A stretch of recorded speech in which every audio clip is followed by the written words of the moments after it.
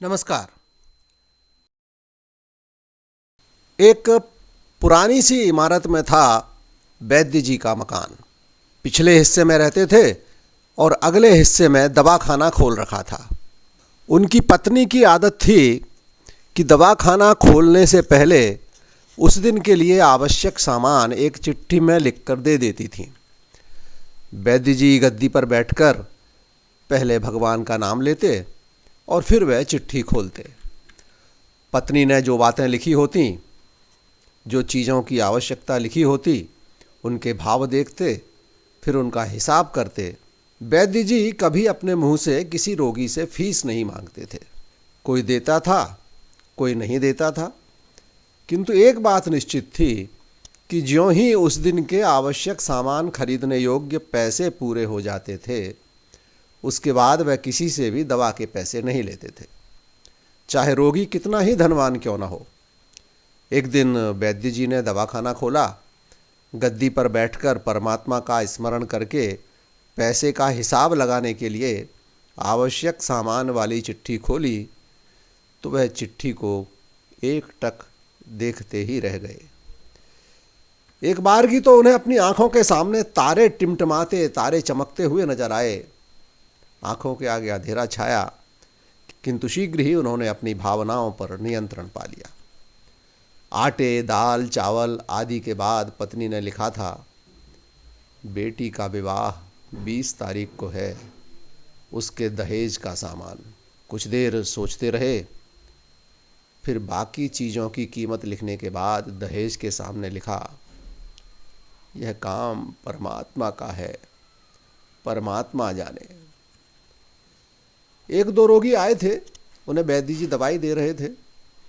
इसी दौरान एक बड़ी सी कार उनके दवाखाने के सामने आकर रुकी। वैद्य जी ने कोई खास तवज्जो नहीं दी, क्योंकि कई कारों वाले उनके पास आते रहते थे।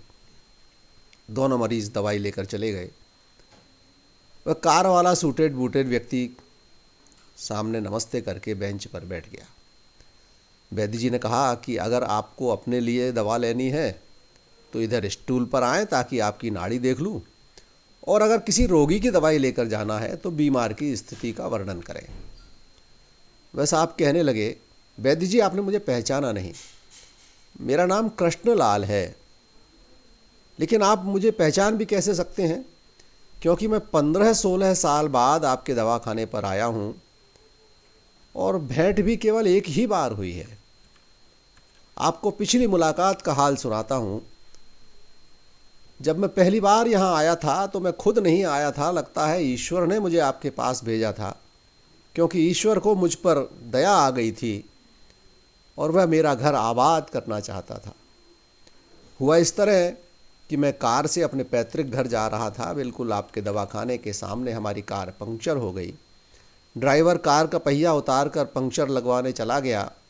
आपने देखा कि गर्मी में मैं कार के पास खड़ा था, तो आप मेरे पास आए और दवाखाने की ओर इशारा करके कहा कि इधर आकर कुर्सी पर बैठ जाएं। अंधा क्या चाहे दो आंखें, और मैं आकर कुर्सी पर बैठ गया।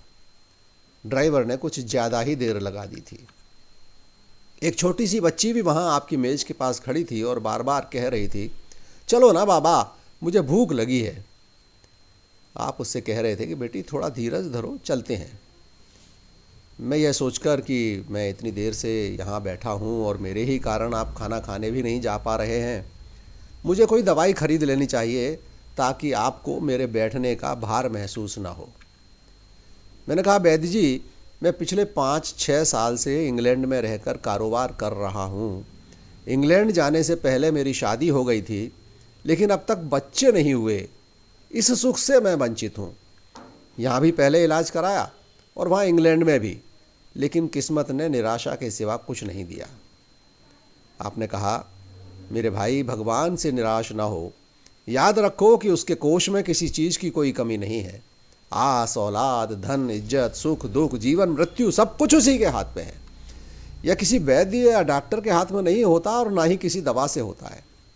जो कुछ होना होता है वह सब भगवान के आदेश से होता है। औलाद देनी है तो उसी को देनी है। मुझे याद है आप बातें करते जा रहे थे और साथ साथ पुड़िया भी बनाते जा रहे थे। सभी दवाएं आपने 2 भागों में विभाजित कर 2 अलग अलग लिफाफों में डाली और फिर मुझसे पूछकर आपने एक लिफाफे पर मेरा और दूसरे पर मेरी पत्नी का नाम लिखकर दवा उपयोग करने का तरीका बताया। मैंने तब बेदिली से यह दवाई ले ली थी क्योंकि मैं सिर्फ कुछ पैसे आपको देना चाहता था, लेकिन जब दवा लेने के बाद मैंने पैसे पूछे तो आपने कहा बस ठीक है। मैंने जोर डाला तो आपने कहा कि आज का खाता बंद हो गया है। मैंने कहा मुझे आपकी बात समझ में नहीं आई। इसी दौरान वहाँ एक और आदमी जो आया हुआ था उसने हमारी चर्चा सुनकर मुझे बताया कि खाता बंद होने का मतलब यह है कि आज के घरेलू खर्च के लिए जितनी राशि वैद्य जी ने भगवान से मांगी थी वह ईश्वर ने उन्हें दे दी है, अधिक पैसे वे नहीं ले सकते। मैं कुछ हैरान हुआ और कुछ दिल में लज्जित भी कि मेरे विचार कितने निम्न थे और यह सरल चित्त वैद्य कितना महान है। मैंने जब घर जाकर पत्नी को औषधि दिखाई और सारी बात बताई तो उसके मुंह से निकला वो इंसान नहीं कोई देवता है और उसकी दी हुई दवा ही हमारे मन की मुराद पूरी करने का कारण बनेगी। आज मेरे घर में 2 फूल खिले हुए हैं। हम दोनों पति पत्नी हर समय आपके लिए ईश्वर से प्रार्थना करते रहते हैं। इतने साल तक कारोबार ने फुर्सत ही नहीं दी कि स्वयं आकर आपसे धन्यवाद के 2 शब्द ही कह पाता। इतने वर्षों बाद आज भारत आया हूं और कार केवल यहीं रोकी है। वैद्य जी, हमारा सारा परिवार इंग्लैंड में सेटल हो चुका है। केवल मेरी एक विधवा बहन अपनी बेटी के साथ भारत में रहती है। हमारी भांजी की शादी इस महीने की 21 तारीख को होनी है। न जाने क्यों जब जब मैं अपनी भांजी के बात के लिए कोई सामान खरीदता था तो मेरी आंखों के सामने आपकी वह छोटी सी बेटी भी आ जाती थी और हर सामान मैं दोहरा खरीद लेता था। मैं आपके विचारों को जानता था कि संभवतः आप यह सामान ना लें, किंतु मुझे लगता था कि मेरी अपनी सगी भांजी के साथ जो चेहरा मुझे बार बार दिख रहा है वह भी मेरी भांजी ही है। मुझे लगता था कि ईश्वर इस भांजी के विवाह में भी मुझे बात भरने की जिम्मेदारी दे रहा है। वैद्य जी की आंखें आश्चर्य से खुली की खुली रह गईं और बहुत धीमी आवाज में बोले, कृष्णलाल जी, आप जो कुछ कह रहे हैं मुझे समझ नहीं आ रहा कि ईश्वर की यह क्या माया है। आप मेरी श्रीमती के हाथ की लिखी हुई यह चिट्ठी देखिए। और वैद्य जी ने चिट्ठी खोलकर कृष्णलाल जी को पकड़ा दी। कृष्णलाल जी वह पत्र देखकर हैरान रह गए। दहेज के सामान के सामने लिखा हुआ था, यह काम परमात्मा का है, परमात्मा जाने। कांपती सी आवाज में वैद्य जी बोले, कृष्णलाल जी, विश्वास कीजिए कि आज तक कभी ऐसा नहीं हुआ कि पत्नी ने चिट्ठी पर आवश्यकता लिखी हो और भगवान ने उसी दिन उसकी व्यवस्था न कर दी हो। आपकी बातें सुनकर तो लगता है कि भगवान को पता रहता है कि किस दिन मेरी श्रीमती क्या लिखने वाली है, अन्यथा आपसे इतने दिन पहले ही सामान खरीदवाना प्रारंभ न करवा दिया होता परमात्मा ने।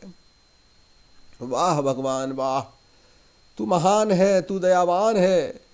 मैं हैरान हूँ कि वह कैसे अपने रंग दिखाता है, कैसे कैसे रंग दिखाता है। वैद्य जी ने आगे कहा, जब से होश संभाला है एक ही पाठ पढ़ा है कि सुबह परमात्मा का आभार करो, शाम को अच्छा दिन गुजरने का आभार करो, खाते समय उसका आभार करो, सोते समय उसका आभार करो। जब दांत न थे तब दूध दियो, अब दांत दिए तो अन्न भी दे है। जल में थल में पशु पक्षिन में सबकी सुधिलेत वो तेरी हुलई है।